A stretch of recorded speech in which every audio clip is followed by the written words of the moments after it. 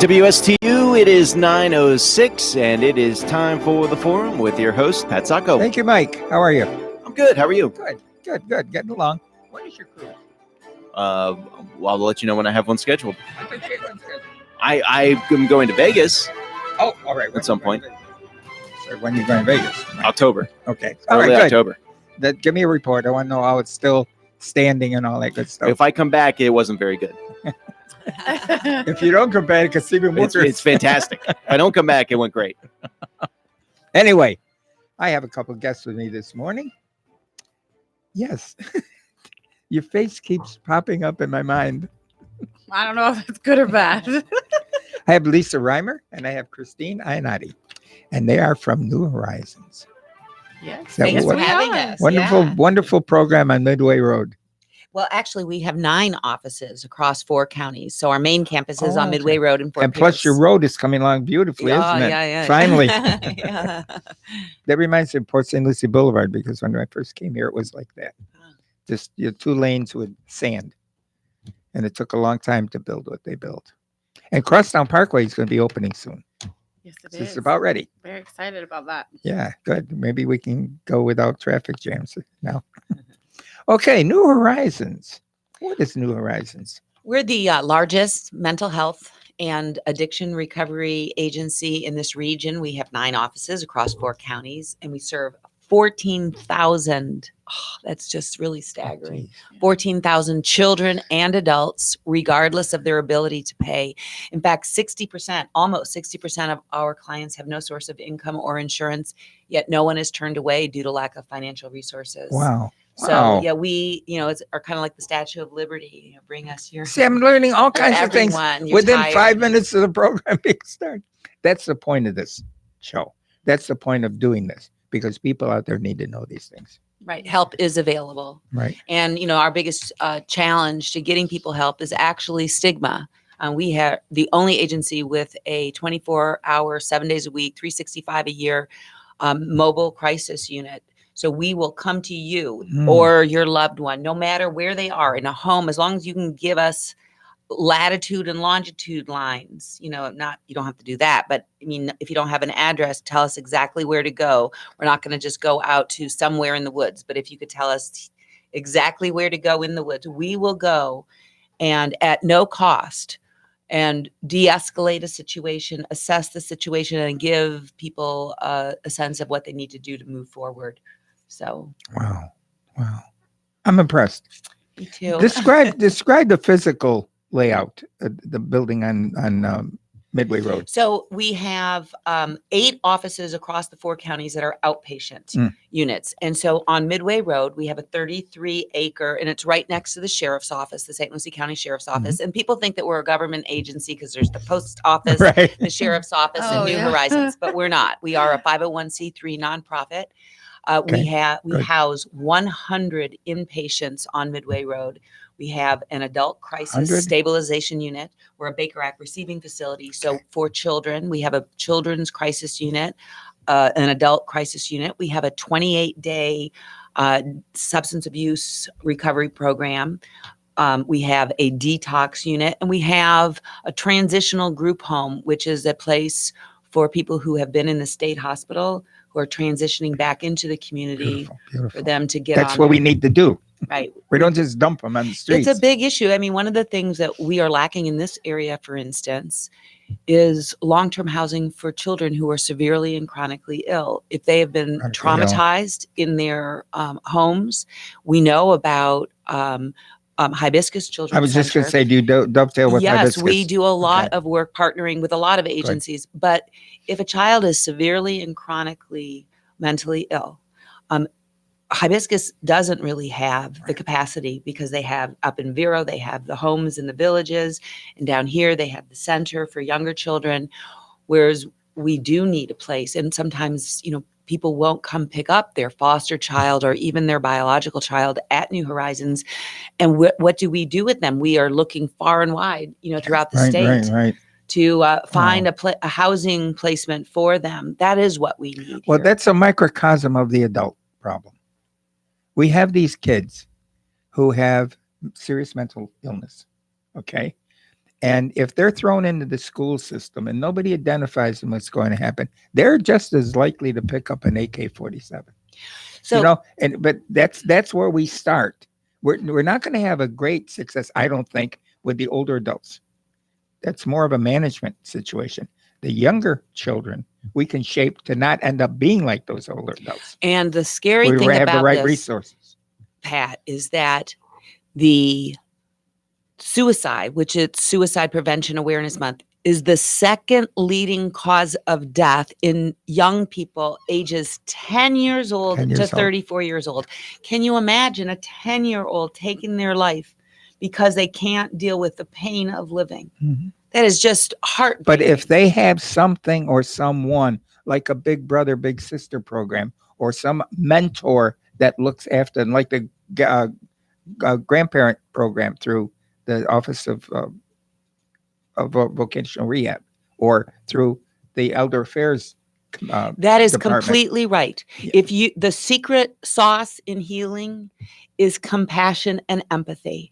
Well, If look, someone really cares for you and really, really hears what you're saying, then yes, Yeah. that really is part of the healing process. well, and here part of the proof of this, and it actually worked. I'm not a fan of the government of Cuba. Okay, I think those Cuban citizens ought to have their own country. That ought to have a little more freedom. I mean, and we've talked about this for 50 years. And anybody coming from Cuba is immediately assimilated in Miami and those things. But Castro did the right thing from his perspective. The first thing he did was set up the schools and started teaching these young children his philosophy. Now we've gone how many generations in 50 years? And we've embedded this system into these people who are now adults who are trained as children. And children are empty vessels. You fill them with any head, in their heads. It isn't trying to bring a great thing about there. We need to rehabilitate the adults, but we need to have an active program with children. We can change the world. We can change the life, and there's never enough money. There's never enough programs, but there are enough people. Who was it? Was it Einstein that said extraordinary things come from ordinary people? Him or Mother Teresa. Somebody, Mother Teresa, or something. One of those guys. And it's true. I mean, if you have enough passion, enough strength to make things happen, they can happen. We have to have a time. The only problem is time. It takes a lot of time. If we're applying for government grants, it may take a long, long time. If we're trying to get something going on the local community, that still takes time. But I think we need to zero in where we might, for the future, what can we do? I don't think we can just continue to tread water. I think we have to have solid programs, and you guys are heading that way.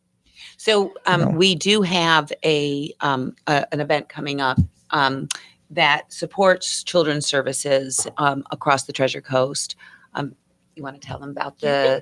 Oh. You're doing a great job. I'm listening. This is an education for me.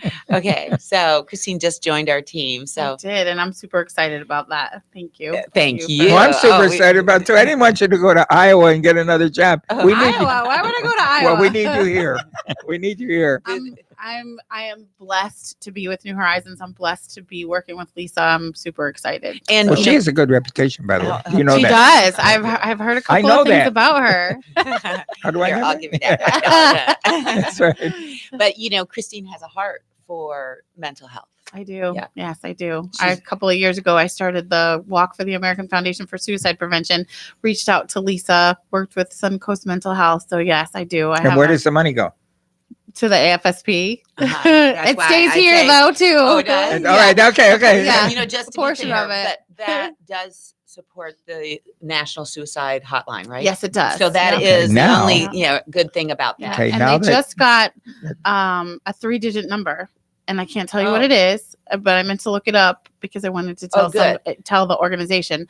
But there is, how there's 911 Uh-huh. and 211. Which is what we recommend. If you are in trouble, you call 911 or 211, Right. and chances are they'll bring New Horizons into the fold. Right. So With 211, you can call the Martin County contact about a friend in Seattle, Washington, oh, and they connect you through the 211 situation to that person there that's wonderful. for I mean, they have this national network. Wherever you call in, they will find someone in that area. We also have our own crisis hotline, 772-468-3909, but you can call 211 and there's a very good chance that they'll pull New Yeah, Horizons. we're on in. 201 also, but you know that. Yeah. 211 is great. So if right. you're interested in this race for recovery, which we want everybody to come and join us, even if you're not going to walk, even if you're not going to run, we want you to come and participate. But it is on September 28th. It's at Indian River State College at the Pruitt campus on California and St. Lucie West. It starts at 7:30, but registration starts at 6:30. If you It's a register, 5K, it is a 5K. So that run means or walk, or a 1 mile walk. There that's you right. go, And there a you go. 5K is actually 3.1 miles. Right. Right, So right. a lot So of it's a people are good like, way "What's to a 5K?" right. Yeah, it's a great way to start out your morning. It's going to be a beautiful day. Now, because Christine has been active in our senior networking group, all you have to do is send me a PDF or what's the other one, Mike? JPEG. JPEG. Send me a JPEG. Good job, I will Mike. blast it out to my list, my Oh. email list. Oh, wonderful. And how many do I have on my email list for this How year? many do you have? 720. Oh, wonderful. So we can blast that out. Yeah, that would be great. And that's another freebie. Uh-huh. All right. So people can go to Run Sign Up and look it up there, or you can also go to Our website. which is nhtcinc.org. So it's New Horizons Treasure Coast Incorporated.org. And actually, you could write New Horizons Treasure Coast Inc.org Yeah. and get there too. Yeah. Because it is nhtcinc.org. That's right. And then go to the events page and they'll take you to the sign up. Excellent. Excellent. Yes. Yeah, and it's fun. It's a good morning. You know, it's early morning. We have bagels, Natalie's orange juice. We have some wonderful sponsors this year, Florida insurance brokers, Florida Insurance Trust, Hopkins, Lloyd, Turco, Lloyd and Lloyd, FP&L, Tropicana. beautiful. You know, just wonderful, wonderful. Tropicana has sponsors. always been really good about walks, and they'll give you cases of orange juice and And water, and they water actually- too. uh-huh. Right? Yeah. And we have some great prizes. We have some Duffy's gift cards for the top finishers, the overall masters and walkers. We have medals for 5-year-old groups and 5K finishers. I don't So know. the- That's how all the runners run. You know, Yes. they tell me what to put. Yeah, yeah. Can you tell? I don't run. Lisa doesn't run, but I walk. I'll be there. We sing the national anthem in the beginning. yeah, that's we very have good. we have a Thank yoga stretch afterward. We have music throughout. We have a Yeah. DJ, and And that's Excellent. what yeah, really it's a lot makes of fun. Yeah. Yeah, it's that fellowship too. And then there's a drawing for tickets to the Sunrise Theater. Yes. Excellent. Love the Excellent. Sunrise They Theater. haven't told me yet what the tickets are, but it's usually sh- good. Yeah. I'm sure they're great. Excellent. Excellent. And I think excellent. this year we're going to have some raffle baskets. So I know that we have a barbecue basket getting built right now. So, and it's a family affair. There's not a stroller division, but strollers are welcome. Kids are welcome. There's What no about pets? age A lot of limit. people have asked me about pets. As Is long that as allowed? As long as they're I leashed. think so. As long as they're leashed and you Or bring in a a poop stroller, and right? bring a poop bag, you know. If you keep your alligator on a leash, it's safe. That's right. Okay. Right.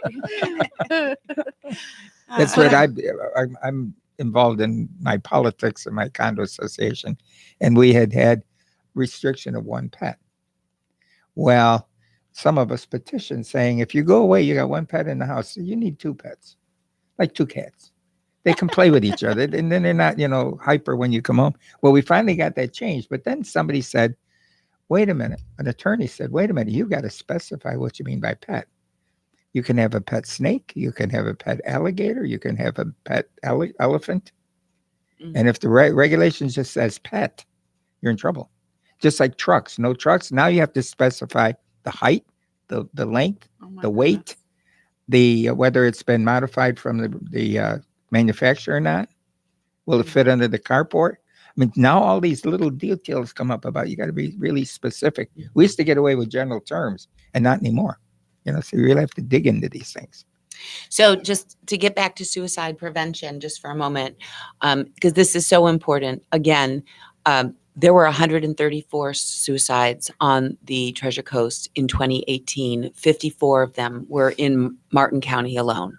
So, I mean, that is so much pain. And when I look at the ages, and we get this from the coroner the coroner sends us a report. You look at the ages, there weren't that many teens, some 18 and 19, some younger. But the ages, go from really like 18, 19, all the way up to 90. It's just heartbreaking. For every one suicide that is completed, there are 25 attempts. Men are comprise 70% of completed suicides. They use more lethal means. So women, I think 3 to 1 attempt suicide more than men, but men use more lethal means. And so Women they would be more complete them. medications and Or cutting they're cutting it. Yeah. So, this is an epidemic. There are 47,000 suicides annually in the United States. That is the same as if we had a major commercial airline crash every single day of the year. And if we did have that situation, of course, we would change the way that we do air transportation. Mhm. But with suicide, we hardly even talk about it because of the stigma. So it's no longer a taboo subject. It can't be. Our kids are taking their lives. And Right. suicides don't just take one life. They ruin families. They ruin communities. What about sponsoring for kids like this athletic programs to get them into team working? Get tired during the day because you practice. You're not going to hit the streets at night. Have adults involved in their mentor programs that they can do with encouraging kids. And a lot of times through sports, both women's and men's sports, girls and boys sports, you really get, sometimes kids do change. They begin to develop a sense of worth that I'm relating to others, and we're doing this together. Yes, Because I think so much of the suicide approach is I'm all alone. right. Nobody understands me. Because people are working. Nobody's home anymore. Nobody's, my sister took her life. She was 66 years old. Her daughter is older, but the people that I know that are younger, that were my friends or their children, it seemed like there wasn't a lot of family time.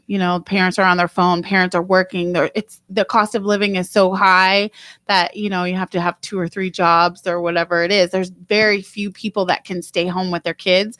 But even if you take 30 minutes and sit down with your family and have a conversation with them, that helps. That helps. Super cute. So, is just my niece going, okay, we're gonna play high low, and there's 5 people around the dinner table, and it's what was your high today? What was your low today? Ah. So we've incorporated that, and now here in Florida, because it was so cute. It was my high today is eating dinner with all of my family. My low today was that I had to go to work. It could be simple or it could be serious. But like it's that. just, I like that. I like that. It's just kind of super cute. Because And that's it gets engaging. Exactly. Engaging. Right. And See, talk saves lives. when I'm dealing right. with Alzheimer's patients, okay, the longer you are a caregiver, the more you pull away from that person mentally, Oh, the less you tolerate.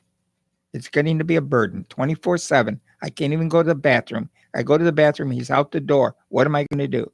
I can't have a normal life. All these things. And I'm just treating him as an object. And one of the nonverbal communicators is called objectics. When you put everybody in one clump, like Italians. I say that because I are one. Well, you lose all your identity when you get segmented. And we do that so much in our society, and we ignore them as people. But if you can get them to engage, and I do a whole series of things, what we're not doing in training right now, and at any national scale, any local scale, is training the caregiver what to do at home to keep activities going. I got 6 things. We do 10 minutes every hour during the day. 6 hours, 6 things, 10 minutes. One of them is reminiscence. We sit down and we say, the prom. Did you go to a prom? You remember the prom? Sure. Now she'll gush. Now you won't remember what you ate 5 minutes ago. I won't remember exactly what I wore. yeah. See, when you trigger, How I did my you hair. see how she and Yeah. so we could have an engaging conversation, and after 10 minutes they go watch TV, and I feel good. We just did something rather than oh God, what are we going to do again? Another one is socialization. We're going to get a pad of paper out and a pencil and say, okay, we're going to have a party here. What should we buy at the store? What do you like that we can serve at the party? Oh, I want pizza. I want pepperoni. Again, you get these level communications things. So we're always engaging. Mhm. I even have a little scheme when the couple's been married 60 years, and now the wife goes to hug her husband and he recoils. She said he doesn't love me anymore. No, he doesn't know you. How are we going to do this? We put him on the left end of the couch, and I sit with him knee to knee, and she's at the other end. So I hold his hands, I start talking, and I nod, and she slides halfway across the couch. A little more, she's now shoulder to shoulder with him. A little more, then she joins our hands. Then she puts her arm around him. I'm reintroducing her to him. Now, the most beautiful thing I ever heard a patient say to her husband who had Alzheimer's, she said, I don't know who you are, but I know you love me. So I'm introducing that comfort and that love back to that person. I mean, she may never recognize it, but he's not going to recoil anymore. Because he can be trained to do this. Right. You know, these little stupid little things we can do at home make so much difference. And I'm not going to be so likely to commit suicide. I'm not so likely to be dying before my loved one does. So what we are trying to teach the public is called QPR, which is question, persuade, and refer. It's sort of the CPR Okay. of All right, suicide prevention. So what does that mean? First, let's look up from our screens. Let's, put the phones down, look up from the computer when we talk to people and say, how are you? And so it's not like, yeah, how are you doing? But how are you? And then look at them as they answer. So they can't just say fine and we don't notice that obviously they're not fine. And what does fine mean anyway? We know the acronym for that, right? I'm not going to say it. I don't think I can on the air. But anyway, so look up, ask them. And if you know that someone has just gone through some kind of a loss or is acting uncharacteristic, like sometimes they're really, really sad, but sometimes they're, effusive, like so happy. You look at them, you say, this is a difference. What's going on? Are you okay? I know that you just lost your dog. I know that you just lost your mother. I know that you're having a hard time with your finances or with your child. Are you okay? Are you really? And then if they say, no, I'm not doing so well, you have to ask the hard questions. Are you thinking of hurting yourself? Do you have the means? Are you thinking of killing yourself? And if they say yes, then you persuade them to get help. If they don't even say yes, if they, are on the fence about it, you persuade them to get help. And then you stay there and you make the call. You make the 911 call. You make the 211 call. You make the whatever the new number is going to be for the National Suicide Hotline, or call New Horizons if you know that number, which is 468-3909. So you make that call and wait until help arrives. That's QPR. They have done so much research on this. Most people, the majority of people who take their lives, leave messages, not just with one person, but around. They'll drop a hint. They'll start giving away their personal belongings. They'll, leave little hints around for a lot of people. And if we knew it all together, that's why it's so important to have that one-on-one engagement. Right. Be present. QPR. Well, we're drifting so far away from engagement with people. I saw two teenagers sitting in a booth across from each other, texting each other. They were sitting across from each other, and they're sitting texting and laughing. To put this down, use your mouth, use your eye contact, talk to people. And we're so into the technology and the instant. I mean, it's sometimes frightening. My wife, good morning, dear. She's listening. She had, and she's probably going to say, you say, talk about this. She had a flip phone. Okay. And I said, get an iPhone. I don't want an iPhone. I don't want to get, my flip phone is, I talked her into an iPhone. She's a monster. We're talking about. She's addicted to bubble Candy Crush or whatever the bubble things are. Well, her sisters and stuff. And she, we'll say, I'll give you an example. A Star is Born. I think there've been 4 movies. There was an early one made with, and I think it was Tallulah Bankhead, for the first one. And I said, who is that guy? She said, wait a minute. Oh, it was. Oh. So whenever we want information, we get it instantly. Yes. Which is great, It is good, but it makes for, you used to sit around the table and discuss things and have a good argument with someone because it was your point and their point, and now you don't do that anymore. You just Google it. Yeah, Google it. Well, again, I'm a fact person. Right. I don't, and I use this example. What's the percentage of left-handed people in the world? What would you say? 7. Oh, probably higher than that. That's a good question. Maybe I'll say 12%. Okay, see, well, you guys are really good. 4 major, humongous, worldwide studies, 10%. Each one of them hit Oh. 10%. Now, are we going to say, well, there are 20% left-handed people? No, there are 10, and it's been proven. Wow. Okay. The reason I know that I did an article with a guy, and we had to do handedness kind of study, and we found one reference we didn't want to reference in there because it said left-handed people live 3 months less than right-handed people. I didn't want to put that in an article. But again, so when you data speaks, and you're talking about the number of people who commit suicide or how long it takes somebody to do this. This is fact. It's Yeah. backed up by fact. And too often we get into the emotional part. Well, we ought to know what is it justified? If it's justified and we can make a change, fine. It's like not being an alcoholic, but I live by the Alcoholics Creed. There's certain things I can change, and I'm going to do it. There's certain things I have to accept because I can't change them, and I have to be smart enough to know the difference. So, You know? with suicide, we just, this is now, we're doing the show on September 12th, September 11th. It's our patriotic day, where we remember those who have fought for our freedoms. Well, they're also taking their lives at about 22 a day. In the last 9 years, there have been 6,000 plus suicides daily by veterans of U.S. wars. And in fact, veterans are 1.5 more times likely to take their lives by suicide than non-veterans. So, I mean, this isn't just people who are, not doing anything and are bored and lonely, Right. but this is, in some ways, depression comes from different reasons. Some people have childhood trauma. Some people have adult trauma. Some people are just depressed. Some people have, a lot of different reasons for taking their lives, but it is the only cause of death that is 100% preventable. What kind of support groups are there out there for these? Not enough. Right. There aren't. Not enough.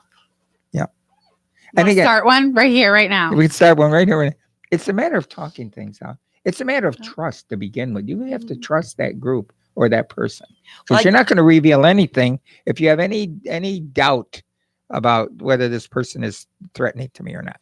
So the thing is there are a lot of support groups for people who are dealing with trauma and depression. There's individual therapy, there's group therapy, there are 12-step programs. There aren't a lot of support groups for people who have had suicide in their families. And the problem with that is that especially if you are a child, that is one of the adverse childhood experiences, having suicide in the family, that will lead to risky behaviors in adolescence, full-blown addiction in your 20s, and death at an early age of the 5 major diseases if you're not healed. So suicide in the family, in the household, is a very big deal. People who have suicide are more likely to take their lives by suicide. Yeah. And if you've noticed, I have not said committed suicide, because what do we commit? We commit crimes. We commit sins. We Not me. commit blasphemy. We Right, commit, yeah, right. right. But Yep. suicide, and in fact, in our industry, people talk about suicide as a verb. They suicided, because we don't want to use that word commit, Yeah. No, I never use completed. completed, right? Yeah. Or took their life by suicide. Right. Yeah. Yeah. I heard a psychiatrist one time refer to suicide as the last insult to the people around them. I'm going to die, and you're not going to see me again, and you're going to be carrying this burden in your head because I'm going to kill myself. Well, kind of that thing. sounds very self-centered. doesn't- and- yeah, and I never- don't know, couldn't and bother buy psychiatry's with that. changed a lot. Yeah. You know, Didn't buy that at all. No, Yeah. I mean it can be true. I think that that's just the way that person was dealing with that suicide that was around them. It affects people in different ways. And that's why we keep saying that you have to talk about it. Talk saves lives. Just keep talking. because I know people who who have lost just in the last year. There's a woman in Vero whose husband took his life by suicide, and she had no idea that he was dealing with depression. I don't believe that he was trying to put it up in her face. It was he was dealing with so much pain inside. He just didn't want to be Mhm. anymore. Mhm. No insult to anyone, you know. They're not really Well- thinking about anybody, I don't think, at that moment. I really think that they're just thinking about themselves. My you know? species needs extra help. Men. And first responders. And you need- know, we and- need extra most help. first responders too are veterans. I was gonna But we say need that. extra help, So, you know? right. I ran into a situation. I was giving a talk at a place, and the woman who set it up came up and said, "Would you talk to my husband?" I said, "Sure." She said, "He has Parkinson's disease, and he won't do anything, won't go anywhere, won't talk to anybody about it." So I pulled him off to the side and I said, "No, you're pulling this macho stuff, right?" He said, "Right. I want to hear it." I said, "Okay." I said, "I know a place you can get information, and you don't have to reveal anything about yourself." He said, "Where is it?" "On my website, I have national links, and I found a chat room for Parkinson patients." I said, "If you can't use your lips, you can use your fingers. Oh, very good. That's great. And if you type in a problem, you get immediately 4 or 5 emails saying, "I tried this, I did that," a little support group. And he's going to do it. But you find wherever you can find to make that contact. Yeah, we had a, You know? a mobile crisis call to a gentleman who is a veteran, an elderly gentleman, and he was talking about not wanting to live anymore. And our mental health counselor went out there. His wife called, and he wouldn't come out of the garage. And so she went and sat next to him, and they started talking about this and that. And he had been a basketball coach, and about, you know, the kids that he had, you know, coached, and about then they Mm. moved on to cars, and you know, then he started talking about himself. And she said, "So what is it that you have against therapy?" And he said, "Well, I'm not going to do that kind of stuff." And she goes, "Well, we are." He goes, "What do you mean?" She goes, "Well, this is just a conversation." So that's what people have to, you know, realize, that when you go to therapy, it's not this big, Right. you know, I find- embarrassing thing. I find that true about the radio program. Right. We had a lady, I had a lady out in that hallway crying Oh, when I got here. I said, "Well, I can't go in there. I can't do this." I said, "Look, just come and sit in the chair. If you're feeling comfortable, you can leave." Well, I finally got her in the chair. She started a conversation. We go out in the hallway and she said, "Gee, that was fun. I'd like to do it again." I said, "You know what you Right. put me through." But that's the thing. It's the mystery. and it's the fear of the unknown. the fear, right. Mhm. And if I say we're just going to sit and chat, I mean, look, we blew through 3/4 of a program because we never time our talks. Oh. You know, when you might talk on something, you just look at your phone and say, "I didn't talk 32 minutes." Yes, you did. We're not, at least we're not conscious of that yet, about time control with conversations. Because I think this is where you can solve a lot of problems just by talking them out. You know, Yeah. and that's your job. That's what you do, and you're successful at it too. Well, Okay. and so some of the things we do, Christine and I, is our events. And, you know, December 7th, we are going to be having our Breakfast with Santa. This will be the 4th annual.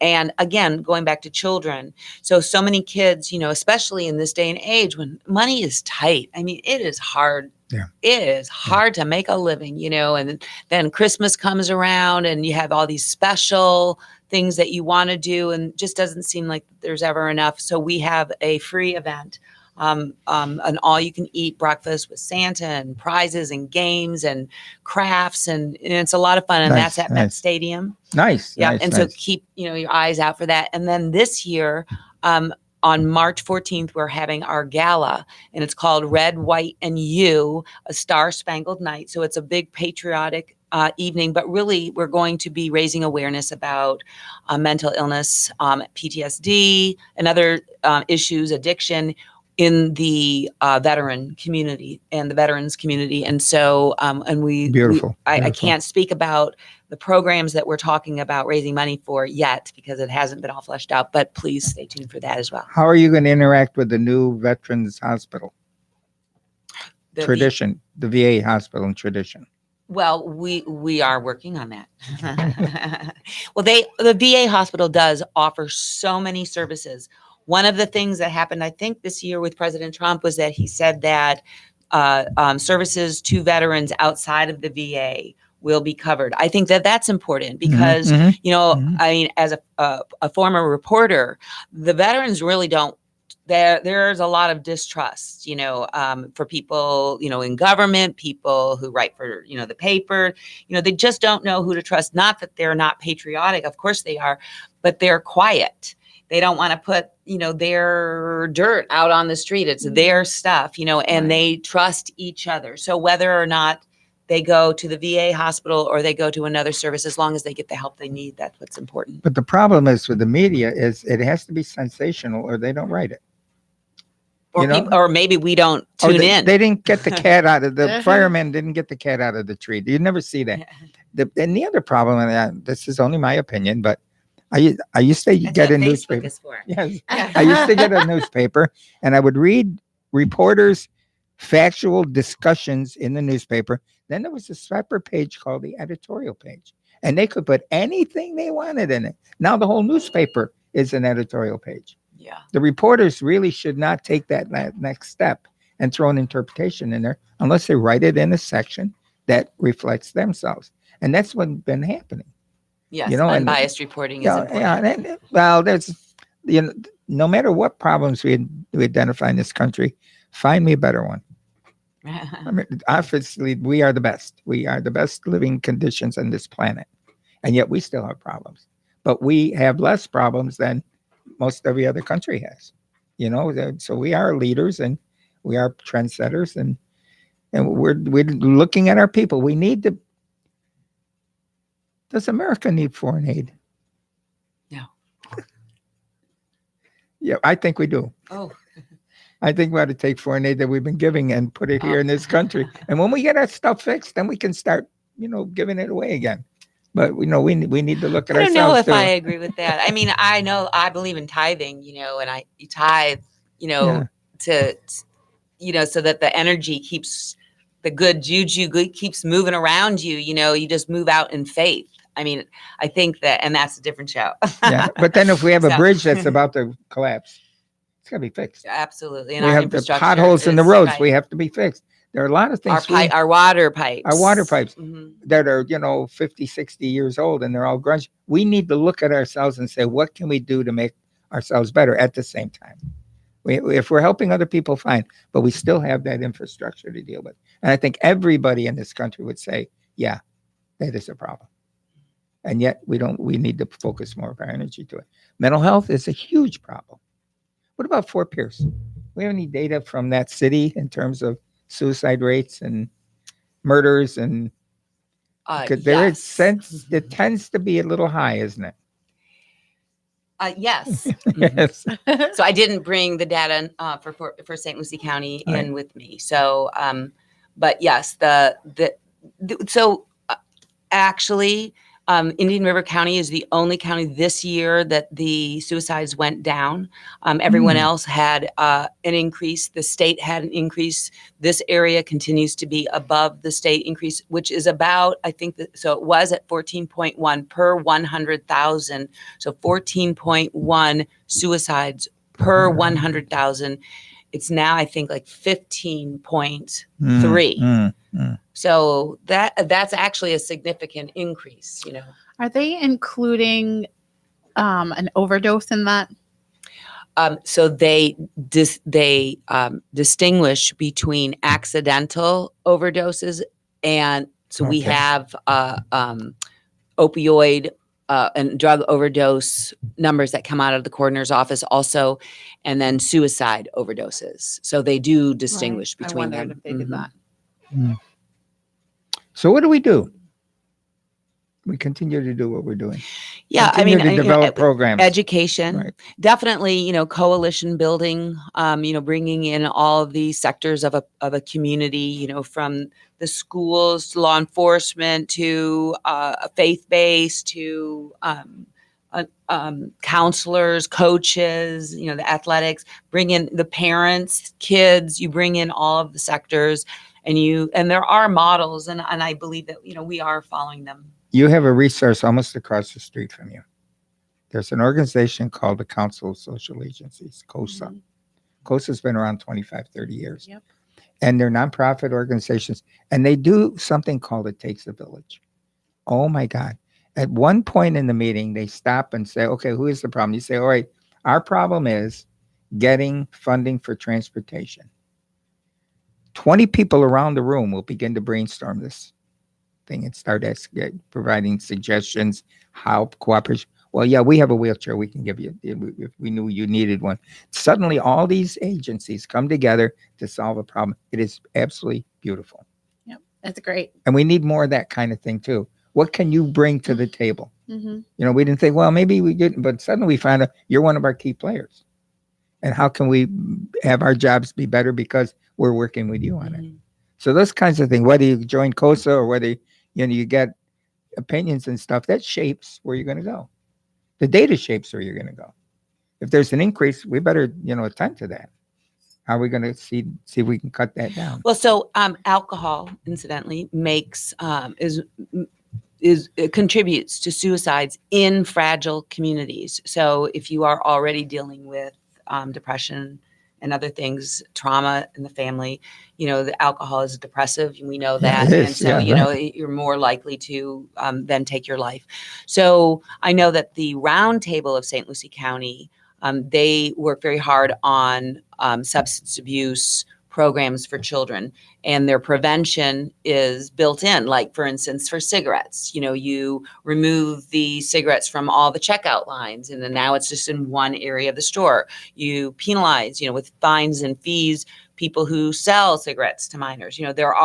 So we do that with alcohol, of course, because you have to be, a certain age, 21 to buy that. And so then you penalize people for selling the alcohol. You have to now go to the special store, like at Walgreens, it's got a different entrance. Right. Or BJ's has the same. Publix is doing the same thing. And right. Sam's the same thing too. They have sections. So that's how one of the ways, in coalition building, one of the ways that they look at how do you remove access.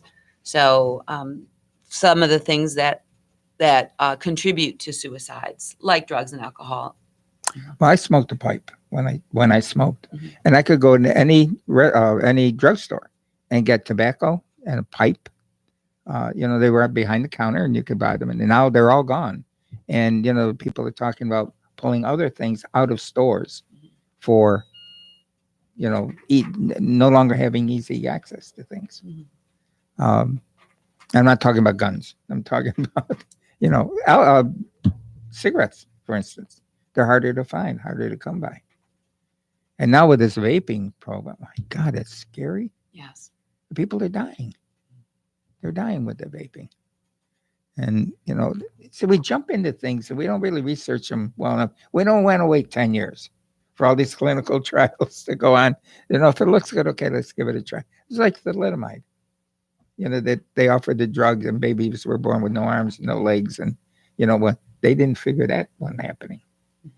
So we're quick to jump into things, but it wouldn't be wonderful if we had a pill or a serum that we could take somebody who's heavily depressed and suddenly restore them to a positive person. Yes and no. Really, from some of the people that I have spoken with that work for our agency as peers, that becomes the life journey. They are transformed by their journey. So they were in a struggle, they were given a hand up. They, whether that was a medication or, live life in a crisis unit, and were able to stabilize and then move forward with a support system, of therapists and support groups and new friends, perhaps their church, so now they're talking about it openly rather than keeping everything to themselves. And then they move into the next sunrise of their life. And who would ever I'd rather walk into the sunrise of my life than take a pill and just be over with. I believe in transformation. I think that the journey is the destination, so yes, when you're down in the dumps and, on the verge of taking your life, absolutely. But, in the long run, no, this is the journey that we were given. This is what is before us, the task. And if we can get some help, we can live a relatively normal life. And help is available. How many of these people turn around and volunteer back to you? Well, some, not a lot. More should. Well, there are More so should as examples. So I think Mentoring. that, whether they turn around and volunteer to us, I think they turn around and volunteer into the community. Yeah, okay. In fact, so we have a program called the Psychosocial Rehabilitation, and it's for people who are transitioning from any level of either mental illness or addiction, and they're transitioning back into being a productive member of society. And what does that mean? It does not mean that you are adding to the tax rolls. But as long as you're giving back, whether you're, volunteering or helping someone across the street or working, there's a lot of ways to contribute to society. And it doesn't have to be just, Mhm. volunteering for. But new then that license. gives somebody a feeling of self-worth. If you can help Yes. someone, like a little kid there's the foster grandparent program that's sponsored by their agency on aging, which is Department of Elder Affairs. They will hire grandparents at a very low rate of pay, put them in a school, and the teacher will say, I want you to work with Jimmy with his math. Mhm. And the lady will go or the guy will go and help Jimmy with his math. Well, there's a contact with an adult. There's help right to that child in their place. And a lot of times that turns a lot of kids on academically.